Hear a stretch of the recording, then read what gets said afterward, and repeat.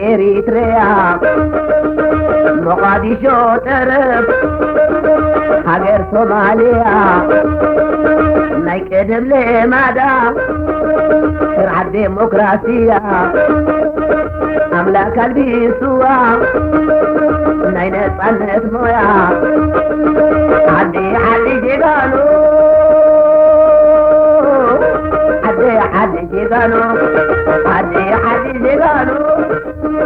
عدي جيغانو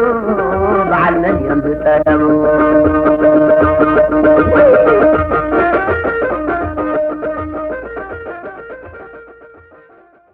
سلام كبرانن تخطاتلتي إريتريان ميديا نت أسمرا نلومي فلامي بوليتيكو منقصاص أب إرترا بزبل زدالنا تحستينا قريبنا لكم زلنا نزي استفلالي سنداتن مصحفتن إرترا بموكاس زدالنا مهارن حبارن تحستونا ناب كل إرتراوي فتاوي إرترام قدساتن من تخباصح بوغنكم شيرن لايكن أورادما سابسكرايب كتقبرو إنا تلابنا ناب تحستونا نسقرال لنا إفرم قدي إنجليزين أمريكان كابتن كند صلاتي حزب إرترا كم هاجر نخيتقوم زصعاران جناون حزب إرترا كاب رؤسو زيوردان زلوا قفعنياتات منقستاتين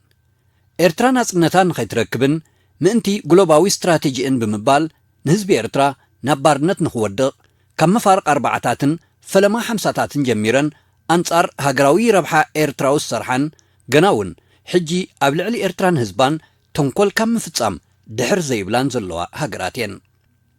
إنجليزين أمريكان أمريت إرتران كلوا سقطات إرترا نبربحن بموعلن نحزب إرترا دما بأس قدادن بحيلن مس إثيوبيا كمزت أمبر بمقبارن نقتلت سدت قنان سكياتن زفردا بمخانن إرتراوي زفلطون كفلطو زقبون تاريخيهم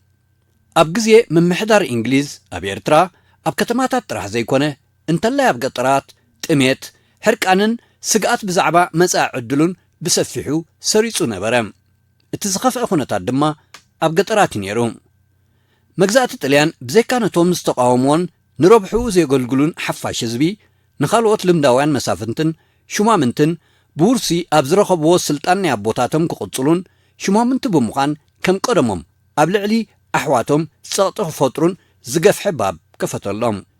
إنجليزون نزي نمكففال عدل زهباقات أمن لمدن بمستوعال نتقاق مليسو بمقفاح سلطانو خدلدلن نهزبي ستلبت إلو نخقزاء بزيادة سريح اللون أبساحلن معراباوي قولاتاتن كابزبن تاليان زنغلن فتح زي رغبن من لاعال أمانغو بهيرة تقرز غونو توفارون شماغلن ستوهالو دربتات بزيادة نمقفحان نابربحو نمو علان سرحيم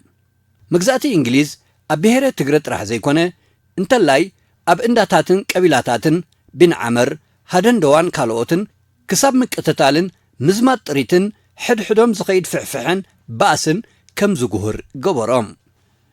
بسنكز دما بزح يوتن نبرتن كمزتفه مصحفين فلاله أب قصاتا أسفيرات اللام أب كم زخونتات إنها اللو دمايم كم شيخ إبراهيم سلطان زآمسلو بلحتي إرتراوان نشيط أراتات إنجليز بمفلات نتي بلمدز نبره نايل علن تحتن دربتات مالت جزاين تجزاين حماق لمدي أبهرة تجري نخترف بزح زعارون زتعوتلون أب كبساون كابزي نايمة تحت إرترا زفل ميلا يختلاي نبرن مجزاتي إنجليز أمانغو دك أباتن مأكلاي عليتن تماساسالن بمغنيات مريت نزفتر من السحابات إرتراوان حدوم نخكتاتلو نتسل انفللين يقفحون حوي يركو علون نبرام أبزون نزئكي تكبارات إنجليز نمخلاف كم ولد ماريام زآمسلو لبامات مراحتي نهزبي كالرقاقون كالنقاقحون اجيقوم سبسبوم بخمزن ود خمزن كا اتي نايمت اخخابن محبرات نايمت ارنافن نهزبي ارترا بزعبها قرنت نايمن كاحن تكبارات ببقروب تاتاتوا هزبي ارتراون كسعبومن كم مخروم بزح كم مهارن سلجمره نمجزاتي إنجليز زبدهن ناخونا مسا بمسرت الدلاوي مصحفين فلاله تقرلاي ألم سجد تصفاي نأتو ولد ماريام بمزرابن كالوت بملكة قال محتد كابز الزراربوم بمئكابن أم مصحفو أسفير وخمزلو تاناي فلما محبر فقر هاجر اتبهال كتمسرتن كلا بوليتيكا وعلامة أين بران أم جمار أربعتات طاليان أبتحتي إنجليز بمخان ንኤርትራውያን ይቆትሉን ጥሪትን ንብረትን ኤርትራውያን ይዞምቱን ስለዝነበሩ ነዚ እትቃወም ናይ ጥርዓን ማሕበርያ ነይራ እታ ብ5 ግንቦት 1941 ዝቆመት ማሕበር ፍቕሪ ሃገር መፍሃ ዝገደፈቶ ሰነዳት ስለዘየለ ብዛዕባ ንጥፈታታን ዘሳለጠቶ ጉዳያትን ዝነግር ጽሑፋት ኣይርከብን እዮም ኣቶ ወልደኣብ ወልደ ማርያም ከም ዝበልዎ ግን ማሕበር ፍቕሪ ሃገር ናይ ፖለቲካ ማሕበር ኣይነበረትን ከምቲ ብተደጋጋሚ ዝተገልጸ ኣብ ምጅመር ኣርባዕታት ጣልያን ኣብ ትሕቲ እንግሊዝ ኮይኖም ኤርትራውያን ይቆትሉን ይዞምቱን ስለ ዝነበሩ ነዚ እትቃወም ናይ ጥርዓን ማሕበርያ ዝነበረት ኣንጻር እቲ ፋሽስቲ ኢጣልያ ዘተኣታተዎ ዓሌታዊ ኣፈላላይ ኣንጻር ግፍዕታት ብረት ዘየውረዱ ኢጣልያውያን ኣንጻር እቲ ካብ ስልጣኖም ዘይተቐንጠጡ ኢጣልያውያን ኣማሓደርቲ ኣብ ልዕሊ ህዝቢ ዘውርድዎ ዝነበሩ መጠን ዘይነበሮም መቕጻዕትን ክፍሊትን ወዘተ ቃልሲ ከም ዘካየደት ድማ ይንገረላ ኣብቲ መጀመርታ ማሕበር ፍቕሪ ሃገር በርባዓ ዝኾኑ መስረቲ ኣባላት እያ ቆይማ ክሳብ መወዳእታ 1943 ዓመተ ምህረት ኣቢላ ኸኣ ነቲ ዝተመስረተትሉ ዕላማታት እናተቓለሰት ዳርጋ ብጥርንፍታ ጸንሐት ሓደ ካብቲ እታ ማሕበር ዘሰላሰለቶ ጉዳያት ብኣኣ ዝተሰየሙ ኣባላት ዝነበርዎ ንምምሕዳር ብሪጣንያ ዘማኽርን ዝሕግዝን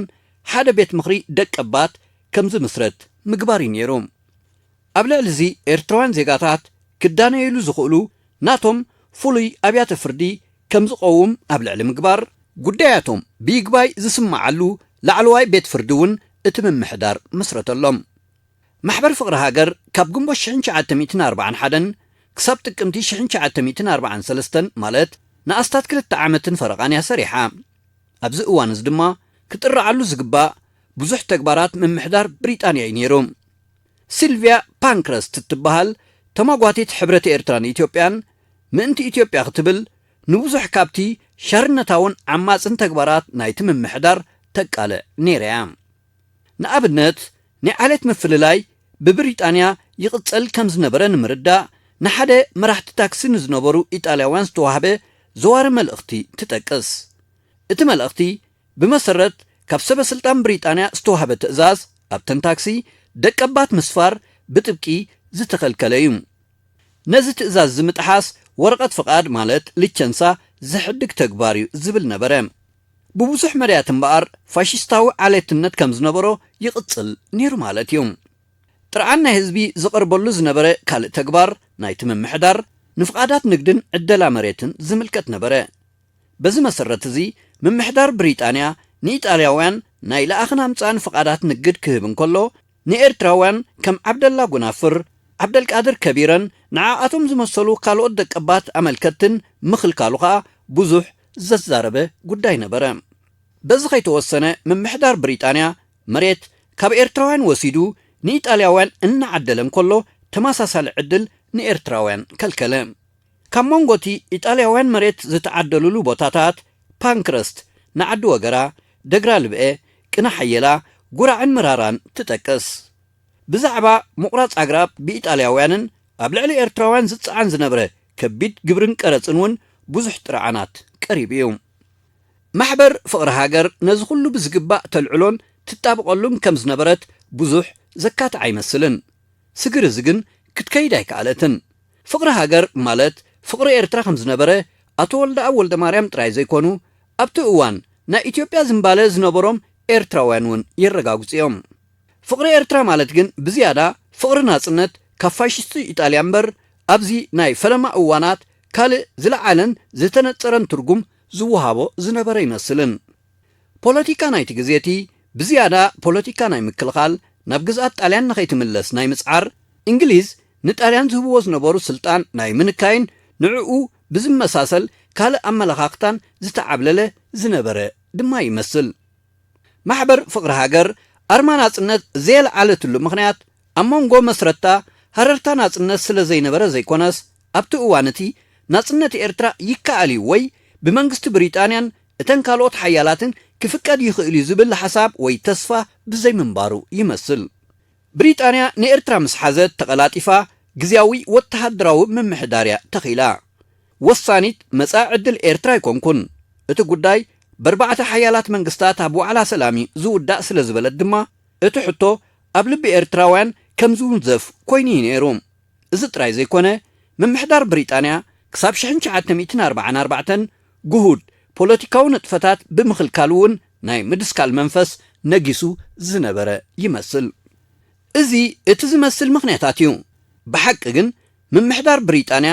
ንኤርትራ ከም ሓንቲ ንናጽነትን ሃገርነትን ዘይትበቅዕ ግዝኣትያ ትቆጽራ ዝነበረት ብቁጠባ ነብሳይ ትኽእልንያ ዝብል ብዘበን ጣልያን ይኹን ሽዑኡ ብእንግሊዝ ብተደጋጋሚ ዝንዛሕ ዝነበረ ትንታነን ፕሮፓጋንዳን ንገለ ንናጽነት ክቃለሱ ዝግብኦም ዝነበሩ ኤርትራውያን ዳርጋ ኣእሚንዎምን ተስፋ ኣቑሪጽዎምን ነበረ ናጽነት እንተበልና መን ክህበና እንተተዋህበናኸ ምዝ ድኽነትና ኣበይ ከይንኽእሎ ዝኣንፈቱ ኣብ ገለ ኤርትራውያን ዝነበረ መንፈስ ንሓደ ስሙርን ጡሙርን ናይ ናጽነት ምንቅስቓስ ይዕንቅፍ ከም ዝነበረ ክግመት ይከኣል ደጃዝማች ገብረ ዮሃንስ ተስፋ ማርያም ኣብቲ እዋነቲ ካብ ላዕለዎት መራሕቲ ሕብረት ምስ ኢትዮጵያ ዝነበሩ እዮም ንሶምን ከም ኣቶም ዝኣመሰሉ ሕብረት ዝሓተቱ ካልኦት መንእስያትን ናጽነት ዘይሓተቱሉ በንጻሩ ፀግዒ ናይ ኢትዮጵያ ዝሓዝሉ ምኽንያት ምስ ምሕራር ኤርትራ ካብ ዝበልዎ እዩ ቃል በቃሉ ከም ብበልኩም ናይ ደጃዝማች ገብረ ዮሃንስ ተስፋ ማርያም እዚ ሎሚ ናጽነት እትብልዎ ዘለኹም ሳላ ክፍኣት ጣልያን ከመይ ገይሩ ሽዑ ከምዚ ዝኣመሰለ ኣተሓሳስባን ሓንጎልን ክነብር ናጽነት ርእስኻ ምኽኣልን ምምሕዳርን ክመጸና ኣይከኣለን ናይ ተገዛእነት መንፈስዩ ኣብ ሓንጎልና ተቐሪጹ ዝነበረ እቲ ሽዑ ዝነበረና ኣተሓሳስባ ሕብረት ዝብል ይኹን ናጽነት ዝብል ይኹን ካልእ ዝብል ናይ ጽልኢ ስምዒት ደኣ እምበር ዝኾነ ሰብ ኣዕሚቑ ሓሲቡ ዝገበሮይ ክበሃል ኣይከኣልን በዚ ግብፂ ናተይ ትብል በዚ ጣልያን ናተይ ትብል በዚ ድማ እንግሊዝ ፖለቲክኡ ገይሩ ክፈላለየና ምስ በለ እቲ ምርጫና ኮይኑ ዝረኸብናዮ ምስ ኢትዮጵያ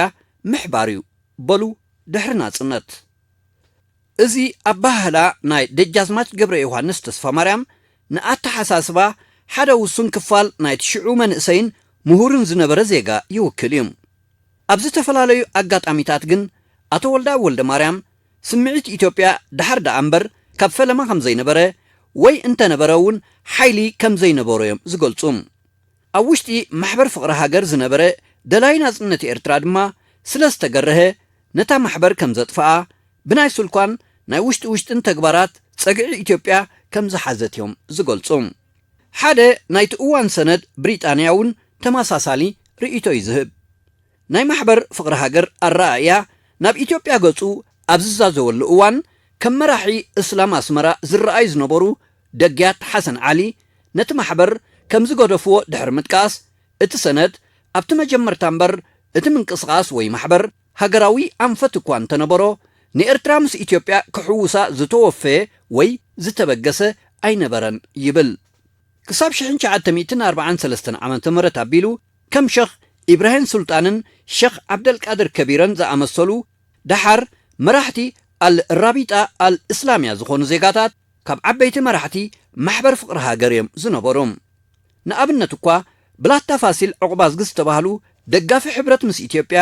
ብ22 ለካቲት 1944 ብምኽንያት ጉሁድ ደገፎም ንኢትዮጵያ ብምምሕዳር ብሪጣንያ ምስ ተኣስሩ ዓብደልቃድር ከቢረ እዮም ተዋሒሶሞም እዚ ድማ እቲ ምፍልላይ ገና ዘይተነጸረ ምንባሩ የመልክት ምኽንያቱ ዓብደልቃድር ከቢረ ምስቶም ናይ ሕብረት ኣይኮኑን በንጻሩ ግን ብላታ ፋሲል ዕቑባዝጊ ደጋፊ ሕብረት እዮም ዝነበሩ ከም ኤርትራውያን ግን እቲ ሓደ ነቲ ሓደ ተዋሒስዎ ማለት እዩ ብሓፂሩ ብውሕዱ ክሳብ መወዳእታ 1943 ኣብ ኤርትራ ወገን ዝፈለየን ዝተወደበን ፖለቲካዊ ጉጅለታት ነይሩ ክንብል የጸግመና እዩ ማሕበር ፍቕሪ ሃገር እውን ኣብ ልዕሊ ህዝቢ ጸብለል ዝበለት ማሕበር ናይ ጉዱሳት ዜጋታት ካብ ምዃን ክትሓልፍ ኣይከኣለትን ነፍሲ ወከፍ ነታ ማሕበር ዝመርሕ ዝነበረ ሰብ ናይ ገዛእ ርእሱ ጽልዋን ህዝባዊ ሰዓብነትን ዝነበሮ እዩ እዚ ድማ ብትውልዲ ብሽመትን ብተመሳሳሊ ተፈላጥነትን ህዝባዊ ተቐባልነትን ዝመጸ ስለ ዝነበረ ናይ ጸጸግዕኻ ሓዝምበር ዋጋ ክወሃቦ ዝኽእል ናይ ምትእኻብን ሓድነትን ኣንፈት ፍጹም ኣይነበሮን ብኻልእ ኣዘራርባ እተን ክሳብ 1944 ዓመተ ምህረት ዝነበራ ቀዳሞት 3 ዓመታት ምምሕዳር ብሪጣንያ ንናጽነት ኤርትራ ዝኸውን ፖለቲካዊ መንጸፍ ዘይተነጽፈለን ምንባርን ክንግንዘብ ንኽእል ኢና ኣብቲ እዋነቲ ብሪጣንያ ናይ ገዛእ ርእሳ ፖለቲካውን استراتيجياون تلمن مدباتن تحنصص منبارا خا رينا ኢና እታ ቀንዲ ነዚ ዘይንጹርን ዝተሓዋወሰን ፖለቲካዊ ኩነታት ኤርትራ ዝኸሰበቱሉ ግን መንግስቲ ኢትዮጵያ ጥራሕ ኮነት በየናይ አገባብያ ግን ነዚ ዕድል እዚ ክትረክብ ዝኸኣለት ድሕርዛ ሙዚቃ ተኸታተሉ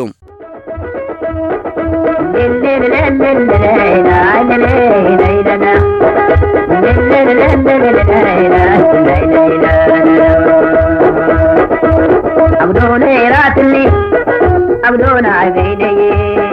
يدو ما يسألوا بتينو مني عبدوني راتلي عبدونا عبيدي قمينا راتلي قمينا عبيدي يدو ما يسألوا وتيدو مني يدو ما يسألوا بتينو مني تحتني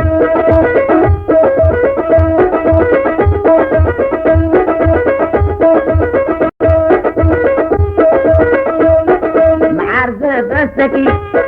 سباز بسكي معرض بسكي سباز بسكي دكخ غيت تبرو وانا تقبلكي هدقي من يوم ذاكري هدقي من يوم ذاكري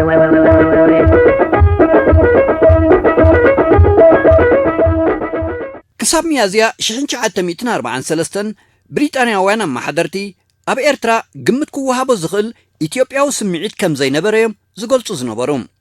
ኣብ ቀዳማይ ክፋል ናይ ዓመት ዝውን መንግስቲ ኢትዮጵያ ኣብ ኣስመራ ሓደ ናይ ንግድ ወኪል ንኽህልዋ ተሓቶ ንዝነበረት ተደጋጋሚ ሕቶታት ብሪጣንያ ብተደጋጋሚ ትነጽጎ ነይራ ቅድሚ ዝነበረ ዓመት እውን ኣልጋ ወራሽ ኢትዮጵያ ኣስመራ ንኽበጽሕ ንዘቕረቦ ሕቶ ቅቡል ኣይነበረን ይኹን እምበር ብሪጣንያዊ ኣምባሳደር ሃው ኣብ አዲስ አበባ ኮይኑ ነቲ ሕቶ ኣትሪሩ ይጣበቀሉ ስለ ዝነበረ ኣብ መንጎ ብሪጣንያውያን ሩሱን ክትዕ ምልዓሉ ኣይተረፎን ኢትዮጵያውን ክሳብ 1945 ንሓደ ግርማቸው ተክለሃዋርያ ዝተባሃለ በዓል ስልጣን ሰዲዳ ኣብ ኣስመራ ናይ ዜና ወኪል ከተቐምጥ ፈቲና ነይራ ንሱውን ኣይኮነላን ብሓጺሩ እግሪ ኢትዮጵያ ኣብ ኤርትራ ፍጹም ኣይነበረን ኢትዮጵያ ናብ ኤርትራ በወግዕ ዝኣተወት ኮሎኔል ነጋ ኃይለ ስላሴን ተኮላ ገብረ መድህንን ዝተባሃሉ ኢትዮጵያውያን ሰበስልጣን ብ1946 ሓደ ናይ ኢትዮጵያ ናይ ርክብ ቤት ጽሕፈት ማለት ላያዘን ኦፊስ ምስከፈቱ ኢትዮጵያውያን ሰበስልጣን ግን ብገለገለ ምኽንያት ናብ ኤርትራ ጉዕዞ ይገብሩ ነበሩ መብዛሕቶም እዞም ሰበስልጣን ናይ ኢትዮጵያ ኤርትራውያን ስለ ዝነበሩ ነቲ ውሽጢ ዝካየድ ዝነበረ ፖለቲካዊ ንጥፈታት ጽቡቕ ግልባብ ይኾንዎ ነበሩ ሓደ ካብቶም ቀዳሞት ተራኸብቲ በዓል ስልጣን ናይ ኢትዮጵያ ገንካ ኤርትራዊ ዝኾነ ብላቴን ጌታ ሎሬንሶ ተኣዛዝ ዝበሃሉ ኤርትራዊ ነበሩ ሎሬንሶ ብሰነ 1900 ኣብ ከተማ ዓዲ ቀይሕ ተወልዱ ጣልያን ይህቦ ዝነበረ ትምህርቲ ኣብ ኤርትራ ምስ ጨረሱ ግን ከም ብዙሓት ናይ ትምህርቲ ሃረርታ ዝነበሮም መንእስያት ብ1922 ገጾም ናብ ኢትዮጵያ ብምኻድ ምስ ሃፀይ ሃይለ ስላሴ ተራኸቡ ሃይለ ስላሴ በቲ ግዜቲ ንኤርትራውያን ብጽቡቕ ናይ ምቕባል ሜላ ይኽተሉ ብምንባሮም ንሎሬንሶ ናብ ሞንት ፖሊየ ፈረንሳ ብምልኣኽ ናይ ሕጊ ትምህርቲ ንኽከታተሉ ሓገዝዎም ሎሬንሶ ካብ ፈረንሳ ምስ ተመልሱ ሓደ ካብቶም ሃይለ ስላሴ ኣዝዮም ዝኣምንዎምን ዝተኣማመኑሎምን ሰበስልጣን መንግስቶም ብምዃን ኣብ ዝተፈላለየ ክብ ዝበለ ሓላፍነታት ናይ ኢትዮጵያ ኣገልገሉ ጣልያን ኢትዮጵያ ወሪሩ ምስ ሓዘ ሎሬንሶ ምስ ሃይለ ስላሴ ተሰደዱ እሞ ዳርጋ ንብሙሉ ናይቶም ንጉስ ሕጋዊ ክትዓት ኣብ ኣህጉራዊ መጋበያን ምስ መንግስታት ዓለምን ሓንፀጽሎምን ተማጎትሎምን ኣብዚ ናይ ሃይለ ስላሴ ናይ ስደት እዋን ማለት ካብ 1938 ክሳብ 1940 ኣብ ዝነበረ ግዜ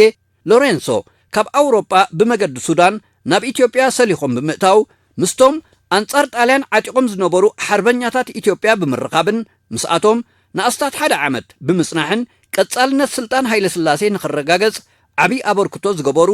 ኤርትራዊ ሰብ ነበሩ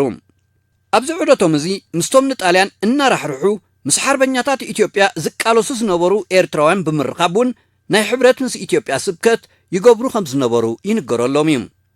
ኤርትራ ኢትዮጵያዊት እያ ዝብል ሓሳባት ኣብ ኣእምሮ እንግሊዛውያን ይኹን ገለ ኤርትራውያን ንኽሰርጽ ካብ ዝኽኣሉ ሓደ ሎሬንሶ ምንባሮም እውን ይዝምቶ እዩ። ኤርትራን ኢትዮጵያን ካብ ጣልያን ድሕሪ ምልቃቐን ማለት ኣብ ምጅማር ኣርባዕታት እውን ሎሬንሶ ኣስመራ እናመፁ ምስ ገለ ናብ ኢትዮጵያ ገጾም ዝዘዝቡ ዝነበሩ ኤርትራውያን ካብ ዝረኸቡ ሰበስልጣን ሓደ እዮም ዝነበሩ። ናይ ሽዑ ሰባት ከም ዘዘንትውዎ ሎሬንሶ ይኹኑ ሃፀይ ሃይለ ስላሴ ነቲ እንግሊዝ ዘስምዖ ዝነበረ ንኤርትራ ናይ ምምቃል ሓሳባት እውን እንተኾነ ኣብዚ እዋን እዚ ዝቃወሙ ኣይነበሩን። ሎሬንሶ ኣብ ቤተ መንግስቲ ሃይለ ስላሴ ሰፊሕ ስልጣንን ተሰማዕነትን ስለ ዝነበሮም ሚዛኖም ቀሊል ኣይነበረን። ነዊሕ ከይጸንሐ ግን ኤርትራዊ መበቆሎም ቅንኢ ናይ ዝተፈላለዩ ኢትዮጵያውያን ሰበስልጣን ናይቲ እዋን እቲ ከለዓዕለሎም ተረአየ። ጓልቶም ከም መወዳድርቲ ሃፀይ ሃይለ ስላሴ ዝረኣዩን ብህዝቢ ኢትዮጵያ እውን ዝፍተው ዝነበሩን ራስ እምሩ ሃይለ ስላሴ ተመርዖም ስለ ዝነበሩ ድማ ብዓይኒ ጥርጣረን ከም ተቃዋምን ክረኣዩ እውን ጀመሩ እሞ ስልጣኖምን ተሰማዕነቶምን ጎደለ። ኤርትራ ምስ ትግራይ ተሓዊሳ ኣብ ትሕቲ እንግሊዝ ንኽትጸኒሑ ዝደሊ ዝብል ሕሜታን ክስን እውን ተሰንዘረሎም። ዝያዳ ዝግን ኣካይዳ ኢትዮጵያ ንሎሬንሶ ዝምእምኦም ዝነበረ ኣይመስልን። ብ29 ጥቅምቲ 1943 ንኣብነት ናይ ብሪጣንያ ኣምባሳደር ሃው ንሎሬንሶ ከም ዝረኸቦም ይገልጽ። ኣብቲ ርክቦም ሎሬንሶ ሃይለ ስላሴ ዲክቴተር ኮይኑ ናይ ውሽጢ ሃገርን ናይ ጽሕፈትን ሚኒስተሩ ጸሓፌ ትእዛዝ ወልደ ገርጊስ ድማ ሙሉእ ስልጣን ኣብ ኢዱ ብምእታው ኣዕርኹን ኣዝማዱን ይሸይም ኣሎ ከም ዝበልዎ ይጠቅስ እዩ እቲ ኣምባሳደር። በዚ ደው ከይበሉ ሎሬንሶ መንግስቲ ኣዝዩ ድኹምን ብውዲ ዝተበልዐን ኮይኑ ኣሎ ክብሉ ከም ዝተዛረቡ ይጽሕፍ። ናይ ሎሬንሶ ነቐፌታን ዕቃበን ኣብ ልዕሊ ኢትዮጵያ መሪር ዝነበረ እዩ ዝመስል። ኣብ ካልእ ሰነድ ኣምባሳደር ሃው ሃይለ ስላሴ ቁፅፅር ኣጥፊኡን ተገላቢጥዎን እኳ እንተሎ ንእሽቶ ሂትለር ግን ይኸውን ኣሎ። ወልደ ገርጊስን ብጾትን ከዓ ናይ ጌስታፖ ዝመስል ፖሊሳዊ ስርዓት ይኽተሉ ኣለዎ ክብሉ ሎሬንሶ ከም ዝተዛረብዎም ይገልጽ። ሎሬንሶ ነዚ ዝበሉ ካብቲ ብተኸታታሊ ዝሓዝዎ ናይ ወፃኢ ጉዳያት ናይ ፖስታን ቴሌግራምን ሚኒስተር ወሪዶም ናይ ቤት ምኽሪ መወሰኒ ሕጊ ፕሬዚደንት ኮይኖምሉ ኣብ ዝነበሩ ናይ ሓውሲ ውሽጣዊ ማሕዩር እዋን እዮም። ድሕሪዚ ሎሬንሶ ነዊሕ ኣይጸንሑን። ብ1945 ኣምባሳደር ተባሂሎም ንሞስኮ ብዝተጎልበበ ጥርዝያ ምስ ተሰደዱ ካብ ዓንኬላት ስልጣን መንግስቲ ኢትዮጵያ ተገለሉ። ዋዕላ ፓሪስ እናተኻየደን ከሎ ግን ሎሬንሶ ሓሚሞም ተባሃለ። ብዛዕባ ኣማውቶኦም ከዓ ኣብ ሓደ ሕታም ሰሙናዊ ጋዜጣ ንዝሰፈረ ንርአዮም። እቲ ጋዜጣ ከምዚ ይብል። ብወርሒ ሕዳር 1939 ዓ.ም ማለት ግእዝ እዩ ብርቱዕ ሓሚሞም ስለ ዝነበሩ ናብ ኣዲስ ኣበባ ተመልሱም እናወደቑን እናተንስኡን ገለ ወርሕታት ምስ ሓለፈ ግና ብጸማሊኦምን ከለዉ ብ24 ግንቦት 1939 ግእዝ ማለት 1946 ወይ 47 ካብ ኣዲስ ኣበባ ተመሊሶም ነቲ ዝጀመርዎ ስርሖም መታን ክቕጽሉ ንሞስኮ ምኻድ ተኣዘዙ እሞ ብኣይሮፕላን ሃገረ ሽወደን ምስ በጽሑ ሕማሞም ስለ ዝበርትዖም ኣብ ከተማ ስቶክሆልም ሆስፒታል ኣትዮም ኦፕራስዮን ምስ ተገብረሎም ብ15 ሰነ 1939 ወይ 1947 መዓልቶም ሓፀረት ይብል። ኣቀታትሎም እንታይ ምዃኑ ኣይነግርን፣ ግን ኢደ ሃይለ ስላሴ ከይሃለዎ ኣይተርፍን። ኣብዛ ጋዜጣ ሰፊሩ ከም ዘሎ ብጸማሊኦም እንከለዉ ተኣዚዞም ዝብል ሓረግ ቅሬታን ጥርጣረን የስምዑ። ሞት ሎሬንሶ ኣዝዩ ዘተሓማምን ዘጠራጥርን ምንባሩ ኣብቲ ግዜት እውን ብዙሕ ከም ዘዛረበ ይዝንቶ እዩ። መንግስቲ ኢትዮጵያ ንኤርትራውያን ተጠቒማ ኣገዳስነቶም ምስ ኣብቅዐ ከዓ ብኸመይ ተጸጓዖም ከም ዝነበረት በብመድረኹ ኣብ ዝተፈላለየ እዋን ክንርኢና። ሎሬንሶ ተኣዛዝ ከዓ ኢትዮጵያ ኣብ ኤርትራ መርገፂ እግሪ ንኽትረክብ ምድሪ ዘጣጥሑ እኳ እንተነበሩ ካብቶም ቀዳሞት ግዳያት ናይ ስርዓት ሃይለ ስላሴ ዘጓንፎም ኤርትራውያን ክኾኑ ግን ተገዲዶም። ንጸላእ ምግልጋል እዚ ይትርፉ። ሃይለ ስላሴ ንብዙሓት ዘገልገሉዋ ኤርትራውያን ኣብ መወዳእቱ ብኸምዚያ ትፈድዮም ነይራ። ብዙሓት እውን ብኸምኡ ኣሳዲዳ ንብዙሓት ብዘይኣሰር ዘሕቆቆቶም ኣላ። ንኤርትራ ዘይበለ ኣብ መወዳእቱ ኣብ ክሳራ እዩ ዝኣቱ፣ ከምኡ እውን ኣብ ጣዕሳ።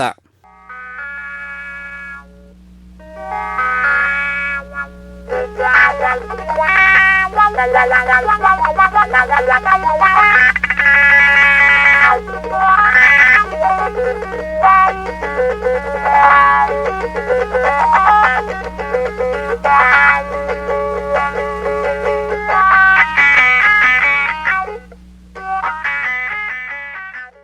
ክቡራትን ክቡራንን ተኸታተልቲ ኤሪትሪያን ሚድያ ኔት ኣስመራ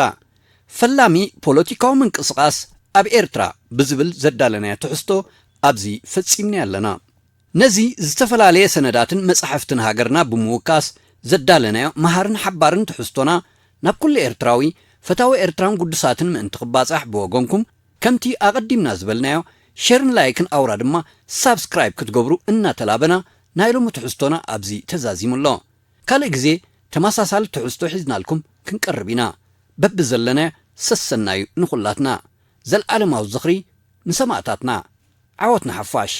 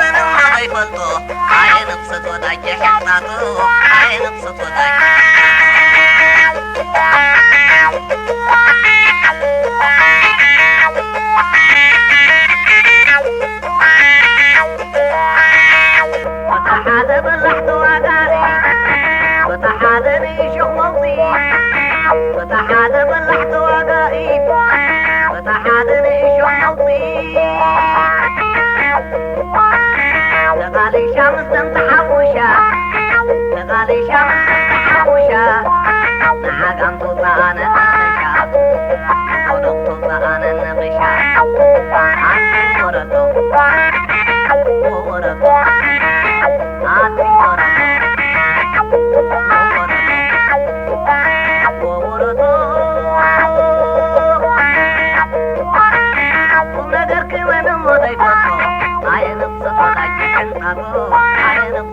am